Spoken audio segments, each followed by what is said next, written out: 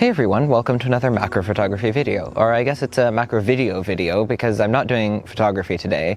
I'm experimenting a little bit with macro videography. And this is something I haven't done that much of. I've mostly done it if I found a particularly interesting behavior, or recently for B-roll clips for these videos, since I've been doing YouTube videos. And I really want to try and refine my technique a little bit and just get a little bit better at doing video clips, even if it is just for B-roll clips for the videos, or maybe I can improve my technique a bit in general for macro video. So I've come out to Mount Royal Park in Montreal, and I'm just gonna see what I can find around here, get some video clips of whatever subjects I can find, and talk a little bit about my technique along the way. So before I get on to looking for subjects, let me just quickly go over the equipment that I'm using for macro video today. And I've got my usual camera and macro lens set up, the Fujifilm X-H2 and the Laowa 65mm macro, but what I can't use for my usual macro photo setup, of course, is the flash and diffuser, because for video, obviously, you need continuous light. If I were in a brighter place, if I were out in the open, I could maybe diffuse the sunlight or just use completely plain natural light if it were cloudy, but because I'm in a bit of a darker forest area, I need at least some artificial light, additional light to boost that and to be able to still have good image quality. So for that, I've got a small LED light panel here. This is the Zhiyun Cinepure CM25.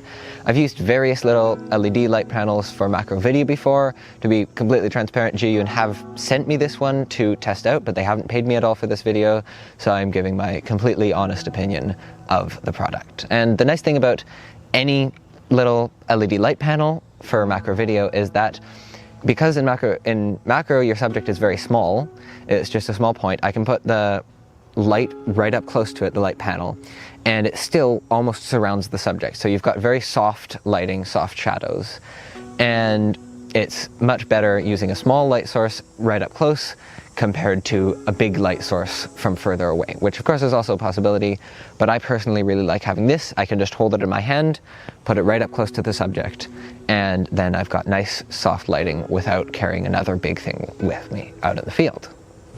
Okay, so I found a first subject, and of course for video I'm actually looking for a quite different kind of subject than I am for macro photos, because when I'm looking to take photos, usually I want to take focus stacks, which means I want to find a subject that is staying very still. But if a subject is staying very still, it doesn't look as interesting for video. So what I'm generally looking for is something that's moving around, maybe not too fast so that I can still keep track of it. If it's showing some kind of interesting behavior, even better, but even just something walking along so that you can see the movement of the insect is enough to just have a little bit of a more dynamic scene.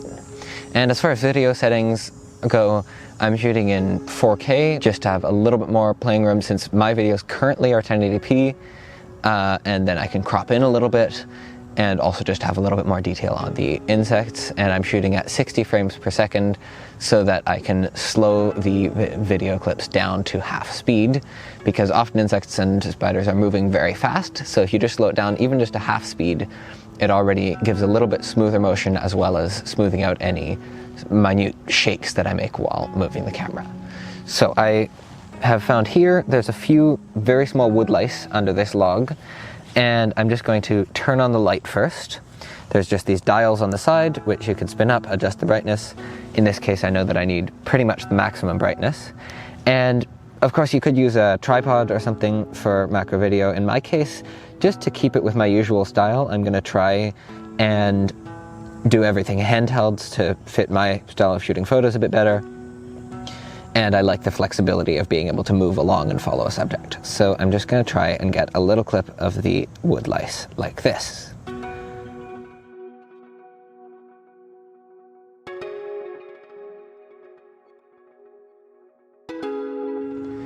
So I found a tiny neonurid springtail of some kind, and I'm just going to go ahead and film some clips right now because I'm not sure how long it'll still be in a good spot on the bark. While I'm filming though, I can talk about another issue.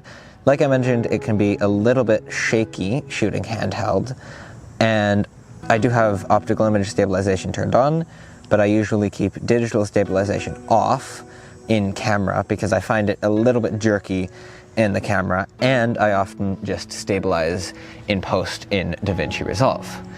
And the other issue that I was going to talk about is keeping the subject in focus, which can be a little bit difficult in macro for video when I'm shooting handheld, because I might move a little bit forward or back while panning, so that can be a bit of a challenge. What really helps is having focus peaking on. That way it's much easier to keep track of what's in focus, and if I do slightly slip the focus plane away from the subject, I can just go right back and find it well. I don't usually use autofocus. Well, obviously I can't because my lens is manual focus only, but I generally would rarely use autofocus in macro video because with most lenses, the autofocus just isn't reliable enough or consistent enough to shoot video at high magnification. There are a few exceptions, and you can just give this a try with your setup. Maybe you can use autofocus, but generally I would recommend using manual focus and just moving the camera to change focus at macro distances.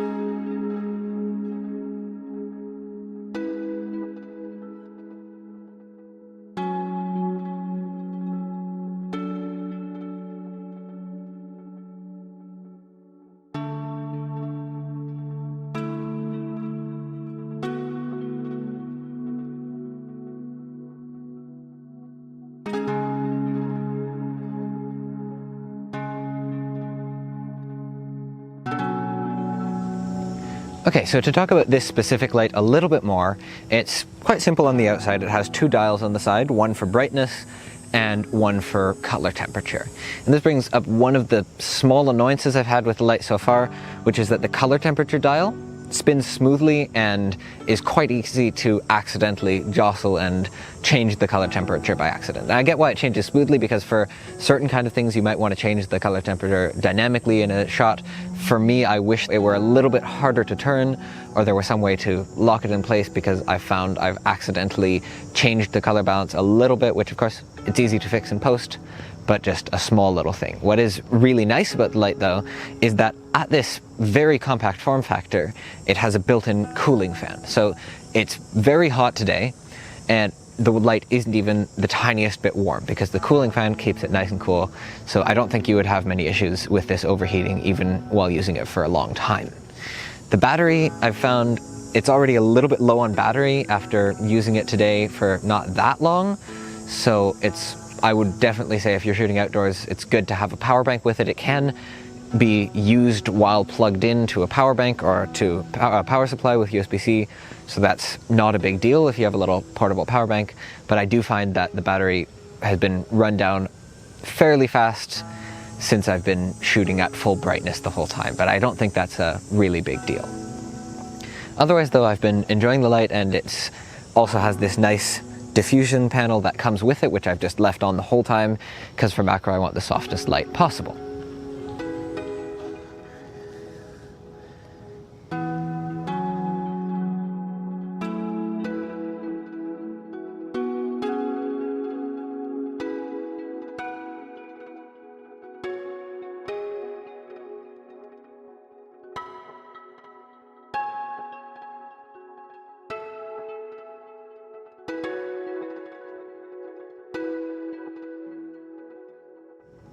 Okay, so right here I found another subject that is very well suited to macro videography, which is a colony of aphids being tended to by ants. And this is a very cool behavior that you can find almost everywhere. I've seen lots of aphid colonies actually right in the middle of the city in Berlin, or here in Montreal as well, or anywhere in the forest. There's aphids just about anywhere, and a lot of aphid species, most aphid species that I've seen, often have ants that tend to them. And this colony is a nice spot to illustrate another advantage of using an LED panel, a handheld LED panel for macro video that I've found, which is of course that you're quite flexible with the lighting. So I can take a clip here, and I could have just simple light diffuse lighting from the top forward, just front lighting, but I could also move the panel around to here, and then you have side lighting, which I personally really like for this subject. But also you could even do almost backlighting like this, or side lighting from the other side. There's a lot of flexibility that just allows you to be a bit more creative with the lighting and a bit quicker with being creative with the lighting than if you had something on a tripod or something like that. So I really like that flexibility because I'm used to shooting fully handheld. Being a bit more flexible with the lighting is quite nice as well.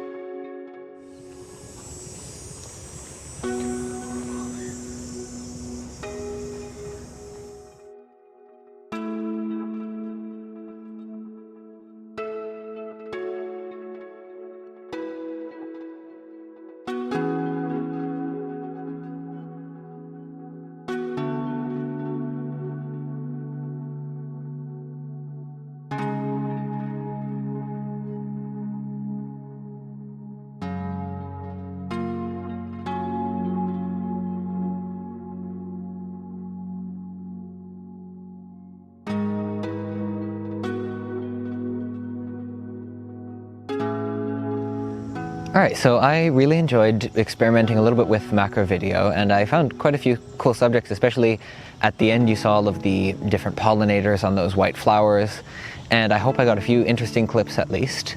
If you are interested in this light in particular, I've got the price here, and I will put a link with more info as well as a coupon code for 10% off in the description. Obviously this wasn't a full in-depth tutorial on macro video, and this is also just kind of my weird little technique for macro video that I found, which probably doesn't get the very best results. If you had some kind of clamp or tripod setup, you could get more stable video, that kind of thing.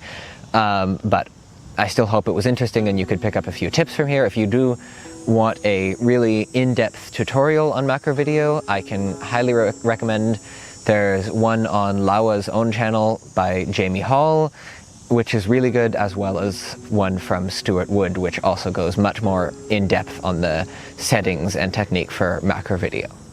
So I hope you enjoyed this video from me and enjoyed following along on my experiments with macro video and seeing some of the subjects I was able to find. And yeah, thank you very much for watching. I'll see you in the next video.